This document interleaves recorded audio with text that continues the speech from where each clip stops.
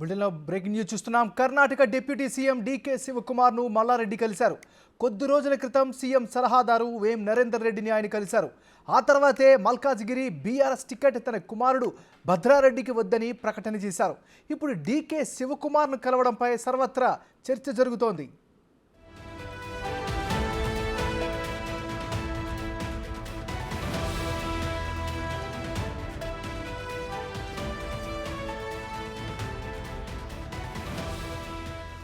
Karnataka deputy CM DK శివకుమార్ను మల్లారెడ్డి కలిశారు. కొద్ది రోజుల క్రితం సీఎం సలహాదారు వేం నరేందర్ రెడ్డిని ఆయన కలిశారు. ఆ తర్వాతే మల్కాజ్గిరి బీఆర్ఎస్ టికెట్ తన కుమారుడు భద్రారెడ్డికి వద్దని ప్రకటన చేశారు.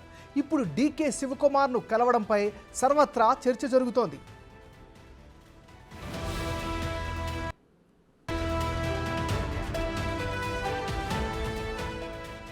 ఈ భేటీకి సంబంధించి మరింత సమాచారాన్ని మా రిపోర్టర్ సైదులు అందిస్తారు. సైదులు, చెప్పండి, ఈ భేటీని ఎలా అర్థం చేసుకోవాలి? మీ దగ్గర ఉన్న అప్డేట్స్ ఏంటి? ఎంఎన్ఆర్ బీఆర్ఎస్ పార్టీకి వరుస షాకులు తగులుతున్నాయని చెప్పవచ్చు.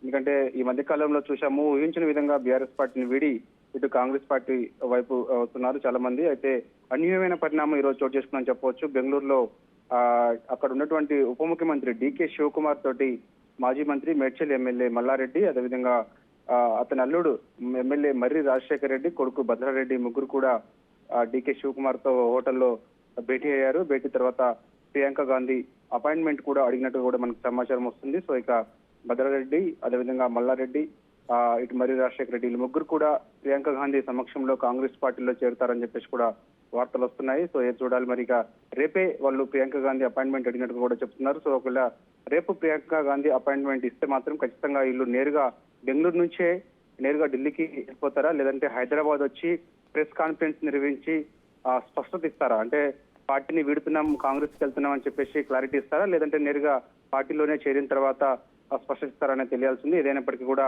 రాష్ట్ర రాజకీయాల్లో అన్యూహ్యమైన పరిణామాలు అయితే చోటు చేసుకుంటున్నాయి ప్రస్తుతంలో. ఇంకా ఎన్నికల నోటిఫికేషన్ రాకముందే చాలా మంది బీఆర్ఎస్ పార్టీని వీడి ఇప్పుడే కాంగ్రెస్ వైపు వస్తున్నారు, మరి కొంతమంది బీజేపీ వైపు వెళ్ళిపోతున్నారు. ఏదేమైనప్పటికీ లోక్సభ ఎన్నికలను మరోవైపు అభ్యర్థుల ఎంపికేషన్ పనిలోనే ఉన్నటువంటి కేసీఆర్ కు మాత్రం ఇలాంటి వరుస షాకులు అయితే తగ్గుతున్నాయని చెప్పవచ్చు. ఇక మల్లారెడ్డి, అదేవిధంగా ఎమ్మెల్యే మర్రి రాజశేఖర రెడ్డి గాక కాంగ్రెస్ గుట్టుకొస్తే మాత్రం ఇక చాలా మంది బీఆర్ఎస్ పార్టీ సిట్టింగ్ ఎమ్మెల్యేలందరూ కూడా, అంటే ఇప్పటికే చూసాం కొన్ని వార్తలు వస్తున్నాయి, అంటే 15 మంది బీఆర్ఎస్ పార్టీ ఎమ్మెల్యేలందరూ కూడా పార్టీని వీడే అవకాశాలు ఉన్నాయని చెప్పేసి కూడా జోరుగా చర్చ జరుగుతున్న నేపథ్యంలో ప్రస్తుతం ఇద్దరు ఎమ్మెల్యేలు డీకే శివకుమార్ తోటి బెంగళూరులో భేటీ అయిన తర్వాత ఇక ప్రియాంక గాంధీ అపాయింట్మెంట్ అడిగి ఇక రేపో మాపు కాంగ్రెస్ లో చేరతారని చెప్పేసి కూడా వార్తలు వస్తున్నాయి. సో చూడాలి, వాళ్ళని సంప్రదిస్తుంటే ఫోన్లు ఎవరు అందుబాటులోకి రావడం లేదు. సో మరి మనకి సాయంత్రం ఒక క్లారిటీ వచ్చే అవకాశం అయితే కనిపిస్తుంది. ఏమన్నారు?